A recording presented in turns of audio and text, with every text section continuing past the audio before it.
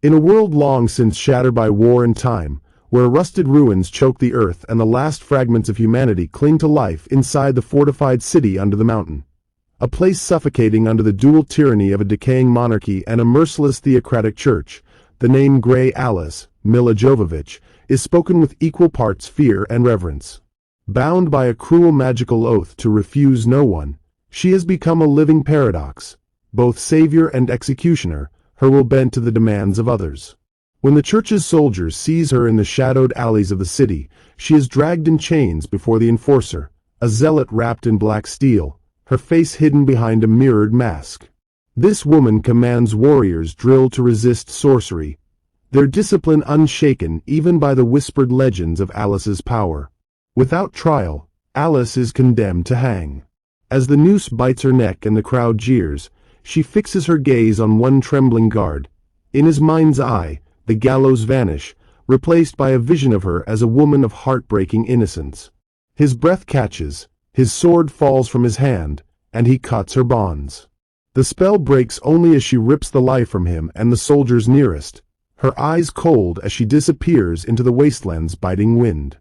Soon, in the candlelit confines of her throne chamber, the queen, regal yet restless, her beauty shadowed by ambition, summons Alice in secret. Her voice is soft but edged with steel. She demands Alice journey into the perilous lost lands and return with the shape-shifting essence of the fabled grey wolf, Sarder, before the full moon rises. With that power, she vows to take a new form and solidify her dominion. But once the audience ends, the queen's lover and trusted counselor, Gerais, meets Alice in a darkened corridor. He warns her not to succeed, his words heavy with desperation. For if the queen gains such power, the fragile balance of the realm will shatter. Knowing the road will be soaked in blood, Alice seeks out Boyce, Dave Bautista, her former lover, a mercenary with shoulders like stone and a smirk that hides old scars. She finds him in a grimy, whiskey-stinking bar, the air thick with smoke and low laughter. Before she can speak, the church's soldiers burst through the doors. The room explodes into chaos, Boyce firing round after round into armored chests, splintering tables, while Alice fills the air with visions of flame, sending attackers screaming into the walls. The two slip away into the night, bound again by necessity if not trust. Their journey cuts through dead railways lined with the bones of trains, forests where twisted trees groan in the wind, and deserts crawling with predators born of mutation and hunger. But the wasteland holds more than beasts, it holds betrayal. They seek shelter with Boyce's old companions, Ross and Mara. Within hours, Ross lies broken, tortured to death for information. Mara is dragged away, her screams echoing into the dark. Another ally, Cyrus, they find swinging from a gallows, his body swaying in the dust-choked air. The enforcer, relentless in her pursuit, blinds herself and her troops with mirrored visors so Alice's magic cannot touch them. Skirmishes follow like storms, one atop an aerial tram swaying over a chasm, where Boyce is pierced through the side and nearly cast into the abyss, saved only by Alice's desperate illusion of solid ground. Far away, the queen poisons the ailing overlord in his own bed, leaning close to whisper the truth. She carries Boyce's child. In the same night, Gerais strangles the patriarch of the church, toppling the last pillar of its leadership, setting the city on the knife edge of rebellion. In the wastes, Boyce and Alice face horrors not meant for the human eye. When the tree-like ghouls come, creatures of bark and sinew, with eyes like wet coals, Alice whispers fire into their minds.